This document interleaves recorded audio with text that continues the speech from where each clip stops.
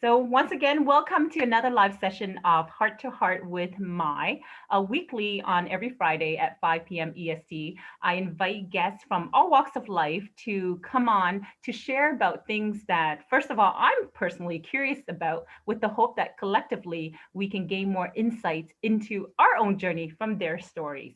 So today's guest is someone that I had an opportunity to meet, I'd say over 10 years ago. And I've only been able to keep in touch with him on Facebook. And suddenly, in the last couple of years, I have been seeing a lot of posts of some of the amazing things that he has done. And of course, I'm curious and I want to learn. So I decided to invite him on to talk with me tonight. He is an entrepreneur and creative business strategist with a strong background in accounting and a passion for philanthropy. His volunteer efforts have raised over 20 million for charities across the globe. He has coached hundreds of purpose-driven leaders and delivered over 200 public speaking engagements globally, including TEDx talks on entrepreneurship, leadership, volunteerism, and communications. So without further ado, I just want to welcome Mr. Tuan Nguyen, who's going to come on and share his story. Everyone say hi. Hello, Hello. hello. How's it going? Great, Thanks, great. Mai, for having me on. Thank you. Thank you for accepting the invitation. And for all those that are watching, if you're there, comment below and say hello. Okay. If you have any questions for Tuan throughout the conversation, please feel free to enter in the chat as well too. So Tuan, for those that don't know you, can you please perhaps share your story from back in the days, perhaps, how you got into the title of being an entrepreneur? Please share that story. Wow. Oh my goodness, where to start? Well, I mean, the truth is, when we came to Canada, which was 75, I guess during the changing of the guards, if you want to call that, Mhm. the first thing I think some of my first messages I got from my family was that, Canada and our communities, from Salvation Army, United Way, all these organizations helped us integrate here. And I think that's one of my sources of gratitude is always knowing that the reason my family is able to survive is the help of the community. So the truth is entrepreneurship was never an endeavor. I won't say never an endeavor of mine. It was only until I was probably my teenage years that I Mm. realized that maybe entrepreneurship could be an option. And that was because I was pursuing medical school. Mm. Surprise. Wow. And I was, excelling in school and of course working in volunteering in hospitals. But on the side, I did fundraising and I just want to help charities and things like that. And it was fun to do fundraising also. Like you're throwing volleyball tournaments and doing concerts. And it's just, wow, raising money could be a lot of fun actually. And when every time I brought even $400 or $500 to a charitable cause, just to see the reaction and knowing the impact that it was making even as a kid. So suddenly had this like weird thought in the back of my head thinking, wow, wouldn't it be cool if one day I just bring a lot of money to charities, to hospitals and things like that. And I thought maybe one day, maybe after working for 20 years for a company, I could finally launch my own business. But in the meantime, I'll just study and volunteer my time to help the charities, right? Let's just fast forward. We won't dive into details. I'll let you dive into the area that you'd like to dive in. But my commitment to fundraising while being in school and all that kind of stuff, what I was always pushing myself was how can I raise more money with the same amount of time? Like I couldn't volunteer 500 hours a week, it wasn't available. So then I Mm. learned a few things without even knowing this was what I was doing. I learned how to leverage more people, inspire more people to volunteer, contribute to my cause. I knew if I had more hands on deck, I would get more total volunteer hours to contribute to fundraising or particular event. And then it was like, how do we make more money? It's like selling cookies and all this stuff. And, there's got to be better ways to raise more money for charities. So my commitment was just, how do I raise more money for charity? And here I am in school working on projects and always dreaming of one day I'll open my own business, like one day, right? Mm. And then my first taste of entrepreneurship was when I went from chemical engineering into a business degree. I felt really behind other students. Like I just felt they got the idea of business. And here I am growing up. My parents and I were on social aid most of our lives, living in government housing. And my father, was when he came here had heart disease right off the gate. Coming to Canada, I actually have a heart condition myself. I had a cardiologist my whole life. So here I am, like, just okay. Well, I'm gonna get into business, but I got to catch up somehow. One day I'm walking down the hallway, and these guys are basically selling a franchise to students, window cleaning, painting. So you guys must have seen this in the past. College Pro, Action Window Cleaning, Student Yeah. Works, Scholars at Your Service. These are all like great organizations that give students a chance to learn about business. And kind of a perfect storm hit me, because when you go into a different program, you don't start from year one. I had these credits where I'm a little bit ahead credit wise. And so I didn't qualify for co-op. And while most Mhm. of my friends in class started from year one, they were in the right stream. For me, after I finished that first year university, I was past the co-op stage, right? I'm in like year 2.5 or something versus year one. You know what I mean? So I Mm. couldn't get into co-op. So it was impossible to get a job. So then I thought, oh, you know what?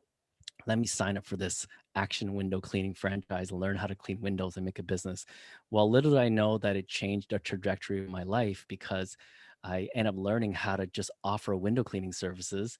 And this may be very simple, but the aha moment for me was collecting $600 from doing cleaning for a house and learning how some of my friends, parents even, weren't even making that much money a week or even Mm. after a few days, learning that $600 in 1994 was a Mhm. lot of money in a given week.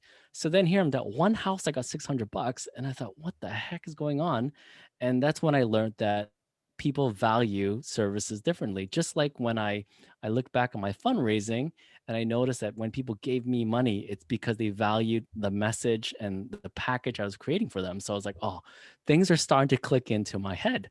And so when I finished that year, truth be told, I couldn't wait to get out of school. Like I never cared about class from that point on, because when I'm learning marketing and accounting, all I could tell was that, guys, you actually could start making money today. You actually don't have to wait to learn all this stuff anymore.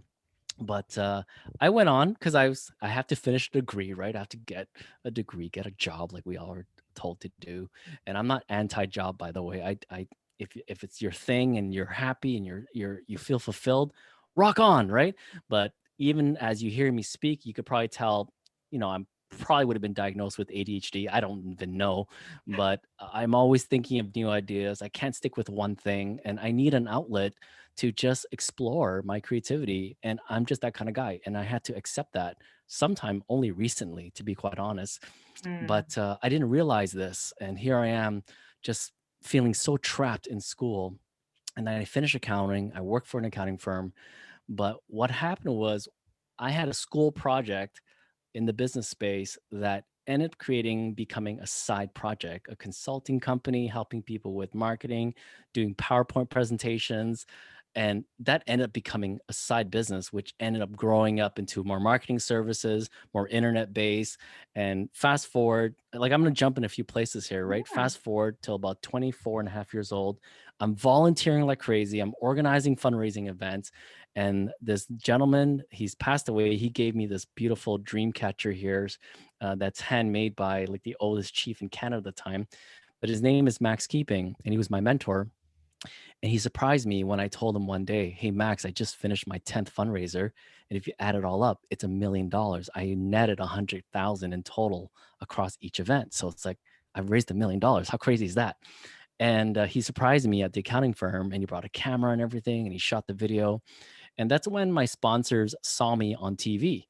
And imagine you're looking at a kid that's 24 years old, and they're saying, "Oh, this kid just raised $1 million, and you only gave him $500 for a sponsorship of an event." And he's like, "How did this kid that I gave that kid $500? Where did he get the other 909,500?" So I was being reached out by all these sponsors who were business owners, or they work for like accounting firms or businesses. And they said, "Yo, I saw you in the news. How did you do it?" I'm like, "Well, I did 10 events, and this is how I fundraised, and this is how I made the money, and I worked on this strategy, and there you go." Right. And then there's like, "Where do you work again?" It's like, "Oh, I work at the accounting firm." And they're like, "Dude, you should be working, you should run your own business. Like you don't, you shouldn't be at the accounting firm. Like if you could do this, you get out of the accounting firm and start doing your own thing. And so that's how I decided to leave the accounting firm. And for those of you who are interested, I'll share this crazy story of how I got my first contract. This guy named Dave said, I want to hire you, Tuan, to do this. Here's my problem. Come back with me with a proposal.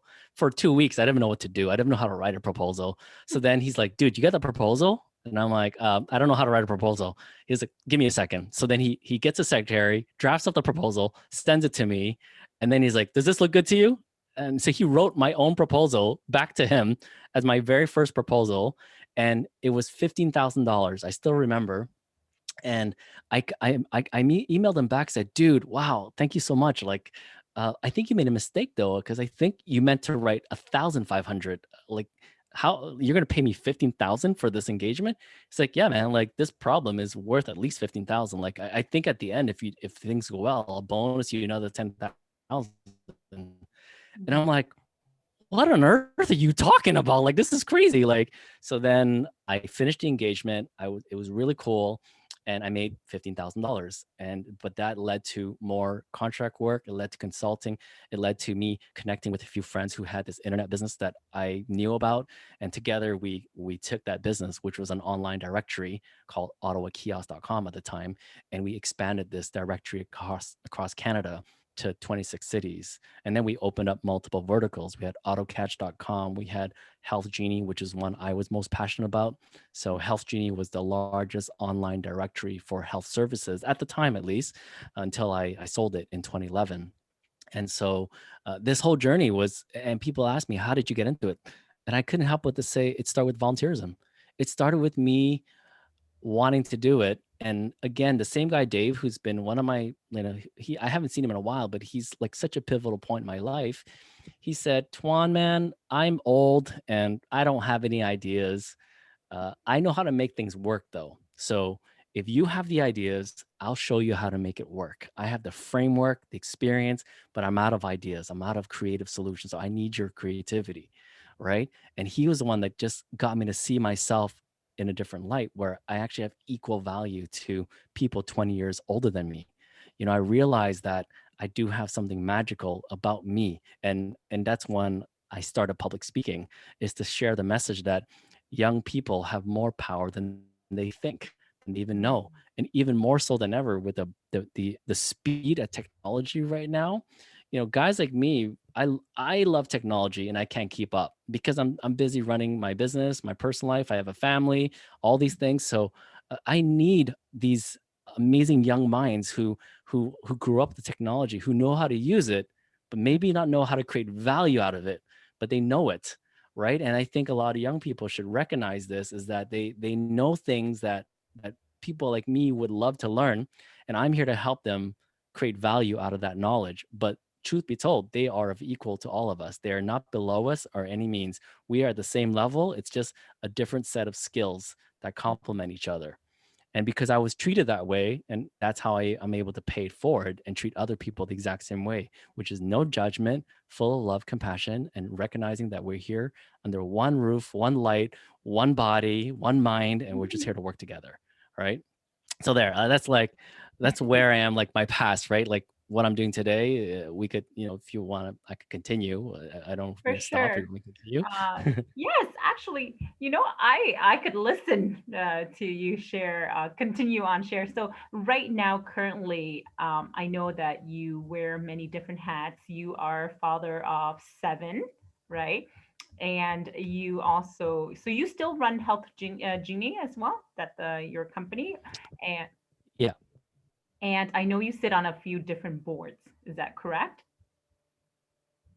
that is correct. Yeah, yeah. Would you like me to expand on this, Yes, please, or is please it okay? share with Okay. us. So yes, I raised seven kids, and we're kind of a blended situation. So one of the kids, the youngest, is my biological son, and then I went through a divorce many years ago, and then I started seeing someone new after about a year of being single, and now we've been together for a while. She owns a restaurant and with her siblings, and so what happens when you're in the restaurant business it's very difficult to be home during dinner, right? After Mhm. school, even, because that's when they're working.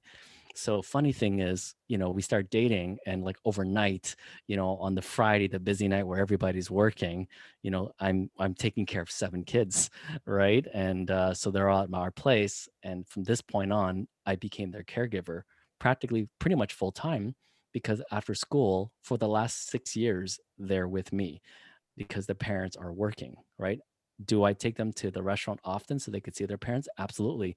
But then they start getting to sports and all these events, and I had to figure it out how to take them to all their sports. And so, just for those of you guys wondering, how did I do it? One of the things I ended up doing was I couldn't put 7 kids in 7 different sports. So I had to figure out what I can group kids together. At that time, one of the girls started playing soccer already, but the other 6 kid didn't have any activities yet. So we enrolled them, all of us, including me, into Taekwondo because it was the one of the few martial arts where the parents can be in class with the kids. Like BJJ, I couldn't, Muay Thai, I don't think I was able to. Like, so all these other stuff that I know would have been cool too wasn't Mhm. possible. So then I'm like, okay, we're gonna do Taekwondo. I could drop one girl off at soccer and then I'm gonna be in the class with the 3 little kids for Taekwondo. Go Mhm. home, drop off the 3 little kids with the older one that was in soccer, so she'll be done to take care of the kids. Then I take the older kids in Taekwondo. I'm with them as well. So we did this for 4.5 years until we all got our black belts, and then funny enough, COVID hit just around that time, and so we kind of got our black belts just in time, right? Mhm. So that's like one of the ways I manage is making sure we group people together in spaces. And the truth be told is, I was also tired of just taking my daughter to a sport and sitting outside and just watching the sidelines. I like to be active too. So it was nice that we ended up doing things together. It helped me stay fit as well, and it got Mhm. me to stay connected to the kids. Right. So that's what's happening there. I've of course shared that I went through divorce and I was very depressed. And I remember the moment I kind of said to myself, I need to fight harder for myself and for my son. It was just a moment where I saw how much my son, I felt his love, and I felt how much he also needed me. And I said, Mhm. what am I doing, Tuan? Like, get your ass up and let's rock it. Let's push through and reach out for support. And so that's when I did was I started reaching out to friends and say, yo, man, I'm struggling and I need help. I need someone to just listen to me, be with me. I'm alone in this house. It's like just, I'm super lonely and super sad, super depressed, right? And Mhm. that day I put a post on Facebook saying, I'm depressed, but my son is like the fuel that's fueling my courage and to just move forward and take action. And that post kind of went semi-viral in my little world, of course. Like it's not like I'm like an influencer by any means, but that was shared so often to different people I didn't even know that I ended up getting a lot of messages from men around the world, and they were saying, wow, I love your story, I struggle too. And so then I would have never thought that today, it's been 5.5 years, that I now have a nonprofit online community called, and I'll flip my cap around here, the Dude Buddhas, right there. And we are an online community of men where we're able to support each other, express, be vulnerable. And how men are able to be vulnerable in here is they get to be completely anonymous. So it's invite only, so I know who everyone is, and it's referral based. So, you vouch for men to come into the space, Mhm. right? And so there's none of this like crazy people who are just trashing each other and all that kind of stuff. It's a highly respectful community. It's not social media where they're on every day, but it is a space for men to share everything from erectile dysfunction to not disconnecting with their kids, but not just like sad, depressing things. Some men are doing very well in business and they don't even know what to do with their success. It makes them even nervous to be successful because Mhm. it just happened, right? Some men are saying, wow, or even some men are becoming a dad for the first time and they join our group. They say, hey, I'm a dad, guys. I'm so nervous about it because I never had a relationship with my father and I don't even know how to be a dad. Like I'm excited, but I don't even know how to be a dad. So it's pretty cool that 6 years ago I was totally depressed and depression caused my business to actually tank, right? But because of this love that my son has and exudes that he brought out of me, I started fighting back. And what came out of it was one, Dude Buddha, two, I'm honored to raise 7 kids, and now they're 19, 18, 17, 15, 10, 8, and 8, right? Mm, And then Health Genie, you want to talk about that really briefly? I kept the trademark, the mm, brand Health Genie. I loved it, right? So the directory component was sold, but I kept Health Genie, and I asked myself, what could I do that could create money, but I could put my skills towards something I value. And mm, so I chose a market first, to be honest, that that were that had like a market that has money at the end of the day. Like this is business too, mm. right? Yes. And so at first I want to help, the natural healers because I believe in that so much. But it wasn't a place to build a business, not for me. I decided to look at dentists and doctors and because I have so many doctors and dentists in my family, and I fell into the dental space and I offered a friend of mine, "Hey dude, like can I offer my services to your dental practice? What can I do to help you?" And he basically told me some of his challenges and some of his goals. And the long story short, I started working with him and we produced incredible results. We were able to help a lot of people do some really major reconstructive dental operations or procedures, what you want to call it, right? That changes their lives. And even see people cry when they look at their own teeth after, going through a few procedures with my friend. And that ended up snowballing into more dentists talking to each other, him telling, oh, this Tuan guy, he does great work. And I would have never thought I would have a business that serves dental groups and medical groups as well. So what does Health Genie do? We provide business advisory services from marketing to lead generation to training. I mean, dentists typically don't have the greatest bedside manners, they would consider bedside communication. So I help them with communication to connect with their patients more authentically, more deeply. And in turn, we hope that they'll be loyal to the practice, right? And Mhm, so, I love that my clients tell me that because of working with me, they feel not only have their practices grown, but they feel they have a deeper relationship with their patient base. And to me, when you have a deeper relationship, it just shows a level of understanding of effort that you've invested into the relationship. And I love that. Right. So mhm, that's what I do in terms of board. I sit on a couple of boards, junior achievements, because I value youth entrepreneurship. And then it's not official yet, but it looks like I will be on the board of the Heart Institute Foundation once I get nominated and I get sworn in, I think maybe in September or something. But there you go. That's me just rambling on. I'm going to stop. You take it over from here. Amazing. So much insights into just your story. I learned so much already, Twin. So thank you for that. So you talked a lot, of course, about your successes, but I hear you often mentioned about a lot of the failures that came before the success. And I know within the bio that you even share, you even say, dude, this dude effed up a lot. So let's talk about what is your motivation behind really analyzing your failures and why you feel it's important that we all kind of look into our failures to, for our future success. Can you share a bit about that? Yeah, I mean, I failed today. Even every day I fail, but I've learned to frame failures differently in the last maybe 3 or 4 years. Right. Mm, Um, I think we're always going to fail between one of two ways: out of fear or out of courage. Right? So you either fail out of fear or out of courage. And I remember looking back and looking at about all my failures, and I could even remember when I felt afraid, and that's why I failed. I didn't do something. I didn't go all in. I was afraid to say mm, something, and so because of that, I didn't get an opportunity. Whatever it may be, the fear drove the failure. But then there's the fear, the fail that came from courage.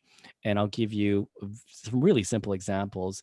People who like Tesla or Ferrari, like people push these technologies to the limit until it fails, right? mhm, And we have to do that to reach another level of innovation, of growth. And so I look back and I think about, when did I fail because of fear? And I look into that fear and I try to figure out what triggers the fear and how could I overcome it. The other side is, which of these failures did I fail that was out of courage, of me pushing something to see how far I can go with something. And I need to celebrate those moments, because in our family we describe failure as a trampoline. Like, let's take this Mhm. failure and we're going to use this as a trampoline to jump forward, right? And there's many ways to frame failure, but I frame it as a trampoline, and we say this is our failure, and the trampoline is the action we're going to take moving forward, right? It's all about what's choice we're going to make moving forward. Like, okay, I could sit and sulk about this failure for like days and days and days and hate myself for it, which is often happens to a lot of us. Or I could say, man, that really sucks. But hey, I pushed it. If I failed, and now this is the action moving forward. Like a Ferrari, like they're going down 100 miles, a few hundred miles an hour, they bite on a curve, it slides, or it's too noisy, or something. They didn't finish the lap in the right amount of seconds, so they failed. And now, what's the action moving forward? Well, the action move forward, maybe they got to make it lighter a bit, maybe got to lower it a bit. Who knows? I'm not a car guy, but I'm just using as an example, Yeah. right? So that's how I frame failure: is identifying courage or fear. If it's fear, is to find the root cause of fear. And everyone has a different approach to how do we get to the root cause of fear. And then courage is, keep doing it. Don't be afraid to be courageous and push things to the limit, so you know how far what you need to do next to grow, right? So like today I failed like probably 3 4 times trying to shoot a video, 3 4 times trying to write out a synopsis of a course I'm doing for a dental group. Like, it probably sucks somewhere, and I'll find out when I give it to my client, and they're gonna be like, dude, this ain't working for us. Like, all right, I failed there, so let's try something else. All right, let's try something better. Right, Mm. so there you go. Those are my thoughts on failure, and at least how I do it. Aw, amazing. Thank you for sharing on the perspective. It's really how we frame our failure, right? Now, back to your story. I totally resonate with your story because, especially when you're talking about volunteerism, you even did a TED talk about this, right? Where the TED talk title was "Volunteerism is the best platform for personal and professional development," right? And I couldn't agree more Yeah. because as someone who grew up loving volunteering, I think most of my friends thought I was a bit crazy that I spent all of my extra time outside of school just volunteering. Mind you, back then I didn't have anything else to do, but I felt that it was it gave me so many benefits and it was so worth it. So in your words, can you perhaps share your personal and professional benefits, not just for yourself but for anyone that's can expect from really diving into volunteering? So I love that you even use the word expect, right? And because I think that is sort of the problem is, a lot of people volunteer saying, I'm going to do great for this community. I'm going to do good, good, good. And, God or something's going to give us something in return, right? And it doesn't work that way, right? Like, it only happens, it might happen by accident, right? But if you're intentional about your volunteerism, if you're intentional saying, I don't just want to help a cause that matter to me, like for example, I want to help junior achievements, and I want to inspire young people to embrace entrepreneurship, right? I want to volunteer this, but I also have to ask myself, with this experience, where can I grow?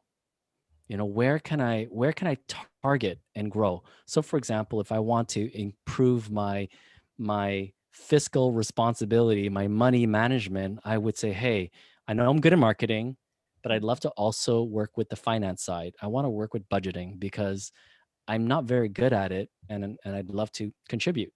So Mm, then now you're very intentional about your volunteerism and how you contribute, and you're going to use your superpower still, but you can also say, I want to grow in certain areas, right? A lot of people volunteer also to get contacts, and that's okay too. Is say, hey, looks like your board has a lot of people in my space, or maybe not my space. And I think it's great to collaborate with these people through volunteerism, and I can learn from them as we fight together and help the charity, as we work together and collaborate. And maybe by working together and helping a charity, maybe outside the charity, we could do business together. But it's a great way to test the relationship without having to sign a contract. It's a great way to see if we get along, right? So to me, it's like, choose something that matters to you, know how you can contribute, but don't just sit back and say, oh, let's see what happens. It's like, be intentional about your growth. Talk to the executive director, or talk to the chair of the board, saying, I'd love to grow in these areas. This is an area that I'm really interested in, and I think this is one of the best opportunities for me to develop and grow. And that's personally and professionally. I think they're intertwined. mm, thank you for that. I love it when you mentioned being intentional about it. And I think the thing is, a lot of us may go into a certain endeavor or such as volunteering, like you said, having this expectations, but we're not setting the intentions and really spending that time to really dig deep and see what are we truly doing this for. And I totally agree that when you just focus on giving, what you get back comes, but it's not really what you came into that for, right? What I Absolutely. find it's kind of like the world has a way to give you things back, not necessarily even from the same organization or even from the same people, but in other ways. Could be your children are doing well, they're healthy. It's just different ways that kind of manifests itself into your world. And I do believe in that. It's just really about doing good, right? It's just, you know, Totally. Totally. And doing good as a human. yeah, and maybe you're coming with a particular intention, but also be open-minded to what else is possible, Yes. right? Like opportunities will come right in front of you.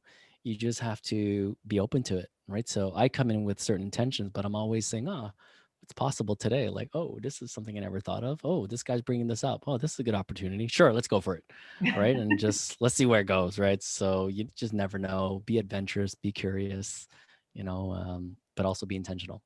Yes.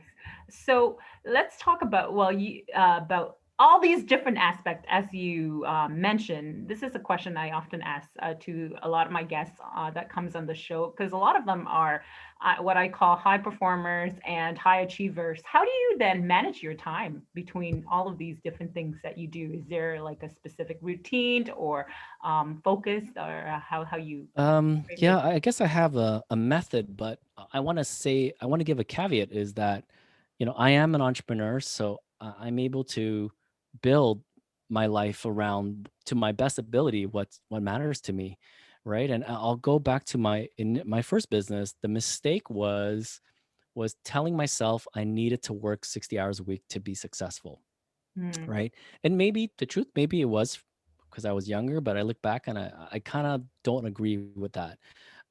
What I feel is that if there's an urgency enough to get things done, you'll get it done. The example I always give is we're starting a meeting at 5 o'clock. I'm already starting to feel hungry here. Like I want to go and eat a bowl of pho or something, right? And but we have a meeting, and so then 2.5 hours later, it's 7:30, and I'm like, guys, I'm so hungry. What are we going to do? And so then we made a decision based on this particular topic, and poof, the decision was made. We didn't need the 2.5 hours. All we had to say was at 5:30 was, guys, I'm going to go eat at 6 o'clock. So let's make a decision because I'm out of here. I'm hungry. But instead, we dragged it on because it felt right to brainstorm and to do all this kind of stuff. And now I know that um, if you set things right and you give yourself enough of an urgency, your why, as some people will call it, then you're gonna work at it. You're gonna put all your energy to make sure that happens, right? So now, how do I manage it? Again, if I was in a 9 to 5 job, it would likely be a different process. I wouldn't know exactly what I would say, but as an entrepreneur, also be able to reinvent things. I started with what was most important to me, which was my health and wellness, making Mm, sure I had time for myself. So I put that in the calendar first. Next, where my children, my family. I put in the calendar to say this is where I'm going to spend time with them, and I can move blocks within a 7 day window, but it has to always be within that 7 day window. So I assigned the amount of hours and time I'm going to be with my kids, and of course evenings was pretty much out because it was activities from basically 3:30 or 4 until 9:30, 11, 10 o'clock at night, right? mhm, And so it wasn't daily, but I just pretend those times were gone. Then what was left was approximately 25 to 28 hours of work time. That's all I had. It wasn't even 40 hours. So then I asked myself, what can I produce in 28 to 28 hours a week? And I had to make money, of course, right? And so that's how I came up with, dental, medical, legal, high tech. I started thinking about industries that were growing or consistent and at a high you know high amount of transactions, like high dollar transactions. mhm, And then I asked, how can I play in this? How can I play in this in 28 hours and create a solution to a problem that someone is having so I can make the money in that amount of time.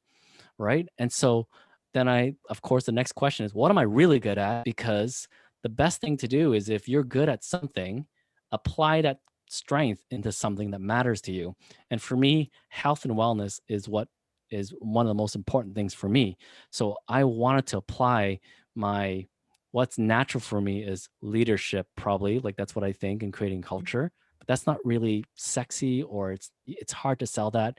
Then the next thing is I'm good at marketing. I could drive customers to call you, Mm, fill out a form on.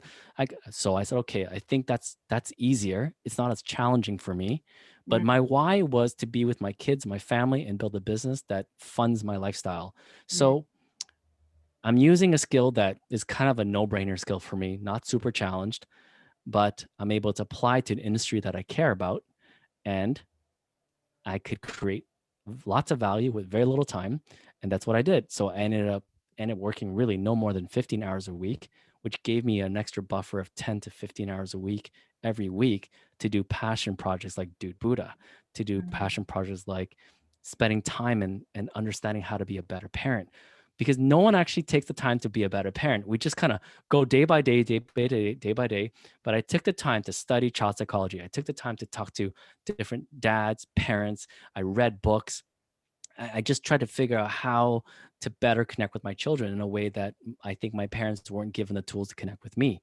Right. And so mm, just I spent that extra time dedicating to learning to be a better man for myself, better father, better partner to my lady. And just through that journey has allowed me to create, I would say, outcomes in our family that I think a lot of people are saying, how did you do it? And mhm, it's because I invested the time into it. It wasn't like I'm a natural at being a dad. People are calling me a guru dad. I'm not a guru dad. I just had the extra 10 hours every week to spend time and figure it out. And even after that, I haven't figured it out. It's just, I failed with my kids. Even with my older kids, I've asked them, I could even show an email. I said, hey guys, you're now older. I have 3 little kids I got to take care of now. What are some things I did right with you? What are some things you think I did wrong with you guys? Tell me. So the 4 older kids told me, like, you did great here, but please don't do this with the younger kids. Right. And I let them teach me how to be a better parent. Right. mhm, And then even now, and I feel I'm a much better parent to the 3 younger kids. Right. And if I mhm, had another set of 3 younger kids, I feel I'll be even better. Right. But I mhm, think I go in this as an intention to be a better parent. Right. And mhm, so that's how I managed this lifestyle: 7 kids, running a successful business. When I successful, it's my definition of success is I work 15 hours a week and I make great money and I'm able to have the freedom of time to be with my kids and my family and myself, right? Rather than some of my friends, they admit, they're like, Tuan, I don't know how to get out of this, but I work 60 hours a week. I barely see my kids. I go home, put her to bed, and that's it. And then I see them the next morning and then I'm off to work again, right? And some people don't even see their kids for like 2 of the 3 meals. Like here I am with them every single meal, every single event. I feel very, very lucky, right? And but I was intentional about it, right? I believe we can all get there. It's not overnight, but if mhm, someone would say, Tuan, I want to spend more time with my kids, how do I do it? Well, I'll be like, all right, let's build a bit of a roadmap and see if we mhm. could stick with it and see what comes along the way, right? So For there you sure. go. Thank you. I couldn't agree with you more. And you mentioned a lot of people, think about, I think the first initial phase of any entrepreneurship, yes, is a lot of hard work, but eventually it's really about working smart and not just working hard. Where, let's face it, at the end of the day, the goal is to build a company where you're not there 60 hours, because then you might as well work at a job, right? But eventually to be able to leverage and, like you said, design a life. Uh, Design everything you do around the life that you want to live, which is really, at the end of the day, we have to spend some time to define what success looks like to us. And is success making $200,000 but never having time with your family? What is success, right? That's a question, I think. And I see that over and over as I talk to all the individuals that are entrepreneurs that seem to have a very well harmonized life of spending time with their loved ones, spending time on themselves, spending time on their business. Not all entrepreneurs, I have to say, are like that, but I am attracted to those that I find has found a way to, I wouldn't say just having equal time, but really be able to like have this harmony where they're able to have all aspects of their life, and it's not just business, business, business, money, Yeah. money, and nothing else. And I think that's really key. So thanks for shedding light into your own journey on that.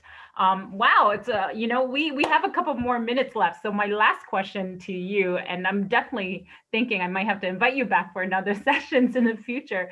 But my next question for you is: you seem to be really into a lot of professional and personal growth. Is there a specific type of books or type of program or courses? So what do you do for that as you continue to grow? To become, the best dad, the best entrepreneur, or what, all the different roles that you play. Yeah, wow. I mean, I think I probably do what most people do is, we try different books and we try different people and all that kind of stuff, right? And you end up just, what I say is once you find something that works for you, just stick with that, even though there's all these big shiny books and big shiny, people out there, right? And big shiny courses. I think every book says the exact same thing except in a different way, right? And I have, from a marketing perspective, I say content is not king. Content is abundant, meaning all these books behind me here, it's abundant. I could find another 100 books that says the exact same thing, but what is king is resonance, right? So Mhm. resonance is king. So when I find something that resonates with me, I stick with it, right? And so Michael Jackson is, as you can see back there, there's the fedora, there's Michael Jackson. So he's one of my heroes, the late Michael Jackson, of course, may he rest in peace. But he said this line, which was, I hate it. I don't know if you use the word hate, but I dislike when people give me the credit for the words that I write, for the words that I sing, because these are words that have been sung by thousands of voices before me. I've been blessed to be the messenger in this generation to sing it for the audience that listen to me, right? So he doesn't even take credit, even if people say he wrote the song, but those words are just a message that comes into his spirit at a particular time. Here's an Mm, interesting thing. I believe that every single word I've just said to you in the last 45 minutes is being said in another language somewhere else in this world mhm, right now. I mhm, believe that exactly what I just said was said by someone exactly a year ago from today by someone else on a podcast or on YouTube, or maybe a son and father and son talking. And therefore, by theory, 1,000 years ago, these exact same words, the same message was communicated from, a mama bear to a baby bear, right? Therefore, the words just travel through time, and I take no credit for anything I do or learn other than I'm gifted to be the messenger, right? And mhm, so when I look at personal development, I just find things that fit me, that speak my language, and even better, it simplifies it enough for me to reteach it to pass on the message to mm, someone else. I know that to remember things, part of that is to just share it with someone else, mhm, right? And when I read something like a very complicated book, and I'm not sure if, I mean, there's lots of people who are great with language, but I'm not strong with language. If you notice, I'm pretty chill the way I speak. I'm like super raw and, down to the streets kind of guy, urban kind of guy, right? So when I read a book that sounds like it's written by a Scrabble champion, I'm not going to resonate with that book. I can't even regurgitate the first page, right? But if it's like super chill and whatever, but the same message about, living your truth and being authentic, like that's my style. And so then I'll gravitate towards that book, right? So there you go. And so War of Art is one of my favorite, if you guys mm, ever read, because it's so simple. Like I could read the book in 2 hours. It's like a chapter is one page, some chapters are 4 pages. It's not even mhm, chapters, it's just little mini sections, and it's like 50 mini sections. So really easy to consume, right? I mhm, love it. Evan Carmichael's books, I love him. He's a YouTuber, and his books are so simple, but very powerful in my opinion, right? mm. So, choose what works for you, what resonates, but just don't go to the next shiny object just because it's shiny, right? The moment you find it resonates, my advice, go all in, go deep, and apply the system, because it's going to be the same message everywhere else. Totally couldn't agree with you more. As someone who loves books, I tell my husband all the time, I said, you know what? I just finished the book. It's so amazing. And when I share with him the story, he said, it sounds like the last book you read too. It sounds like, because he can tell I'm into a certain kind of book. It's just written and shared by a different entrepreneur. But what you said is so key. Thank you for that resonance. Because yes, I believe that years ago, all the wisdom that we know now have been passed on from generations years ago. It's all the same thing. It's just how we interpret it and what can make sense for us, and that's what we would kind of align ourselves with, right? Totally. I mean, I'll even throw something else if we have a minute or so. But I didn't grow up with Asian people, right? But when social media came into my life, suddenly I'm having all these visible minorities following me, and I'll tell you something funny. One day, this guy added me on Facebook. I'm like, oh, it's cool. He told me he's from Vietnam. He just moved to Australia. I imagined a Vietnamese accent when I would talk to him. I like, hey, Tuan, how's it going, man? I want to tell you, like I imagined these things. And when I got on a call with him, he had this full blown British accent, and I was like, my dude, hello, how are you? I was like, dude, like, didn't you go to Vietnam? I did, but I went to boarding school in London. And I'm like, holy smokes. Like, like I had no idea. So, but I resonate with visible minorities, even though I grew up with non-Asians, right? But Mhm. I give these message. I'm calling my friends like, dude, you get my video? It's important. You got to listen to it. It's like, nah, man, but then it's like, someone from Pakistan, I remember, reached out to me, says, oh, I love your message and I love your immigrant story and I can relate with you, your parents. I'm like, okay. So I guess the same message that my buddy Bill Smith is saying, but I make it resonate because of who I am. It resonates with my fellow immigrant and visible minority friends, right? Mhm. So I need to give credit to Nicholas Kuzmich for talking about the whole resonance message. He's like one of my business associates. He's amazing. So I don't take credit for that. You see, like Nicholas Kuzmich was the one who shared this message with me. So I'm just passing it on to you guys. Aw, thank you so much for that. So before I let you go, thank you, by the way, for sharing a couple of books. Any last word before we said goodbye to everyone else in regards to, I guess, their journey to achieving whatever they're looking to achieve? Not much, other than thank you for allowing me to be here. And I look forward to hearing everyone else's inspiring story and knowing that everyone has a beautiful story. Just live it, embody it, amplify it, and let's make a difference together. Much love. Aw, thank you, Tuan. Well, everyone, thank you so much for being here. There you have it. Such an amazing story. So, for those of you who enjoy just listening as well, I will be definitely resharing this on my podcast, which is available on Spotify, Apple Podcasts, the same name, Heart to Heart with Mai. And I look forward to sharing with everyone on the next episode, which is next week, Friday at 5 p.m. EST. Thank you for tuning in. See you later.